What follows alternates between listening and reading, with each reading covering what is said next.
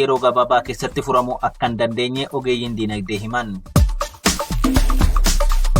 Mootummaan federaalaa lolli Tigraay fi Eertiraa gidduutti jalqabame biyyoota lamaan gidduutti waraana eegalchiisuuf jechuun komateera. Kanneen jedhan ijoowwan oduu keenyaarraati amma tokko tokkoon isinitti hima.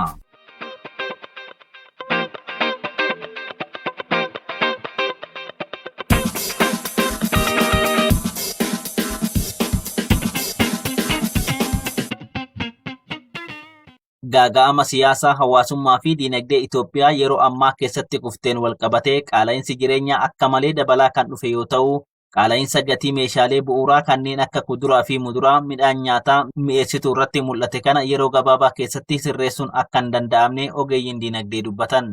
Jeequmsa biyyattii keessatti uumamee fi dhabamuu nageenyatiin walqabatee gatiin oomisha qonnaa fi indastirii dachaadhaan dabaluu isaaniitiin akkasumas hariiroon Itoophiyaan biyyoota gurguddoo addunyaa waliin qabdu laafuun walqabatee hanqinni sharafa alaa uumamuu isaatiin lammiileen Itoophiyaa qaala'insa jireenyaa hammaatatiif saaxilamanii jiraachuu fi rakkoo kana hundee irraa furuuf yeroo dheeraa fudhachuu akka danda'u ibsa ogeessi diinagdee Dr. Guutuu Teessoo kennan kan waabeffate BBC'n Afaan Oromoo gidduu kana gabaaseera.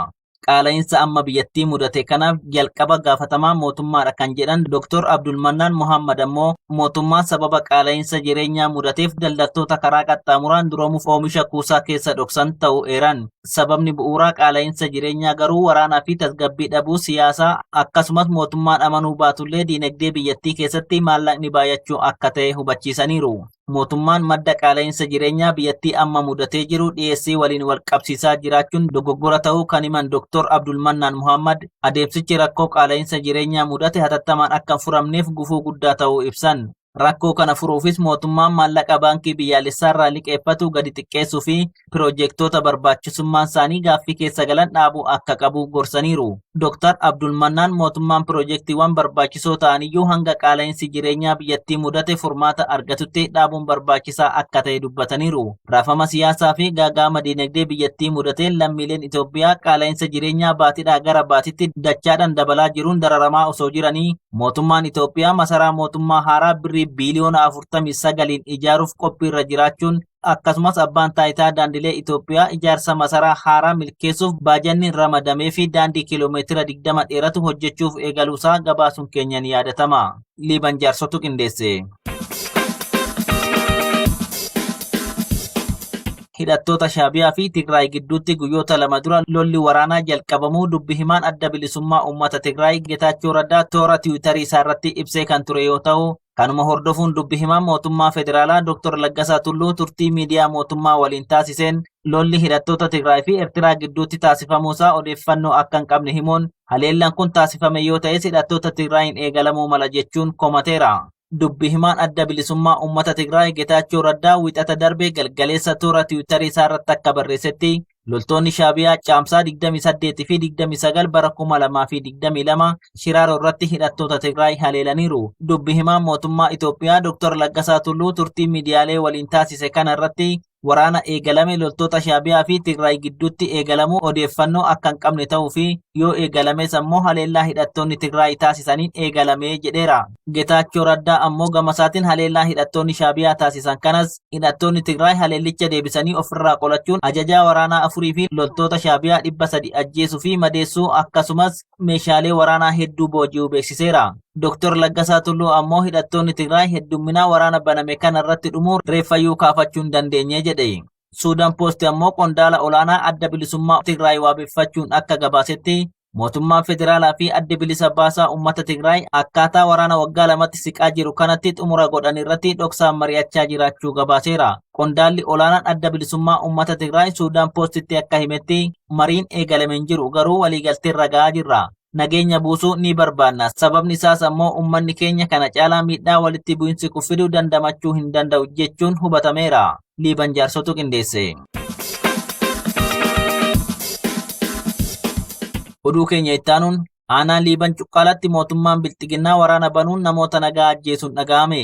Godina Shawaa Bahaa aanaa Liiban Cuqqaalatti mootummaan maqaa sakatta'iinsa ABO Shanee jedhuun ummata nagaa irratti waraana baneen lubbuu namoota nagaa galaafachuu jiraattonni aanichaa raadiyoonii Dirree Shaggaritti himaniiru. Akka jiraattonni aanichaa jedhanitti guyyaa kaleechaa caamsaa 31 bara 2022 Waraanni mootummaa Bilxiginnaa hedduminaan garas bobbaafame ganama barii meeshaalee waraanaa gurguddaa kanneen akka bireenii fi isnaayipariitiin ummataa fi waraana bilisummaa Oromoo aanicha keessa socho'u irratti lola baneen ummatarraa namoota nagaa lama obbo Badhoo Ondoshaa fi Ayizoo Siidaa jedhaman ajjeesuu fi ijoollee xixiqqoo dabalatee namoota biroo madeessuu mirkaneessaniiru. Lola guyyaa kaleechaa gandoota Daglagalaa Jiddaa fi Agamsa Roggichaa keessatti waraanni mootummaa poolisii humna addaa Oromiyaa fi poolisii federaalaa fi waraana bilisummaa Oromoo gidduutti taasifameen loltoonni mootummaa 27 ol ajjeefamuun hedduun madaa'uu isaanii kan himame yoo ta'u, loltoonni mootummaa 8 immoo meeshaalee isaanii waliin waraana bilisummaa Oromootiin booji'amuu jiraattonni gandoota kanneenii ragaa ba'aniiru. Waraanni Bilxiginnaa akka qophaa'ee fi hidhatee dhaqetti milkaa'uun hafee salphina guddaa seenuu kan himan maddeen keenya haleellaa waraana bilisummaa Oromootiin irra ga'e dandamachuu dadhabuun duubatti deebi'ee uummata nagaa irratti haaloo ba'uu raadiyoonii Dirree Shaggaritti himaniiru. Itti dabaluunis haalli nageenyaa aanicha keessa jiru ammas akka yaaddachaa ta'ullee ifoomsaniiru. Aanuma Liiban Cuqqaalatti tibbana oboon mana kuusaa cabsuun xaa'oo qonnaan bultoota firuusaa gabaasuun keenya ni yaadatama.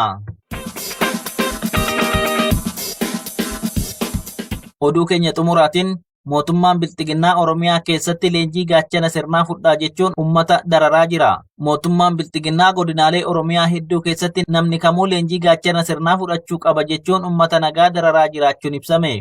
Maddi raadiyoonii Dirree Shaggariif odeessa qoodan akka jedhanitti kanaan duras mootummaan Bilxiginnaa leenjii gaachana sirnaa fudhachuun dirqama akka ta'etti dhiiraa fi dhalaa osoo hin jenne qonnaan bulaa Oromoo lafarra gangalchaa bahuun ammas marsaa lammaffaaf namni umurii isaa ganna 50 gadi ta'e kamuu dirqamaan leenji'uu akka qabuuf uummata irratti dhiibbaa uumaa jiraachuu dubbatu.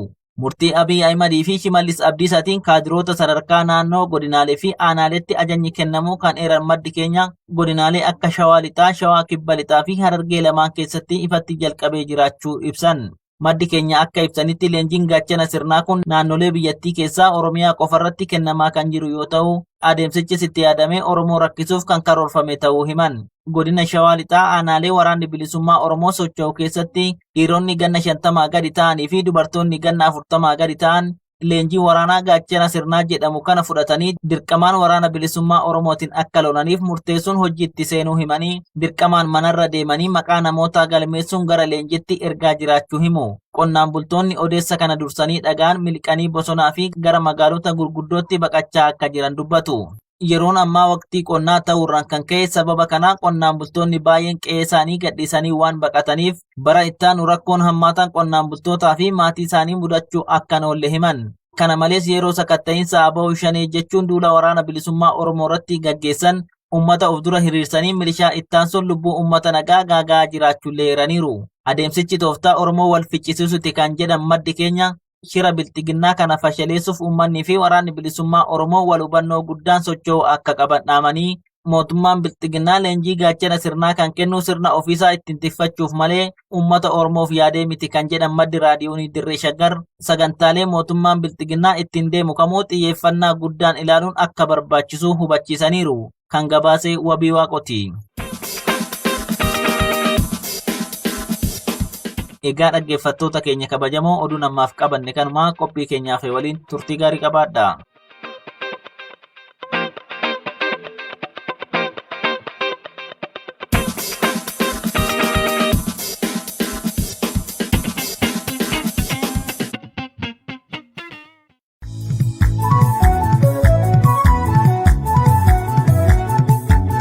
raadiyoonii Dirree Shaggar. raadiyoonii Dirree Shaggar. raadiyoonii Dirree Shaggar.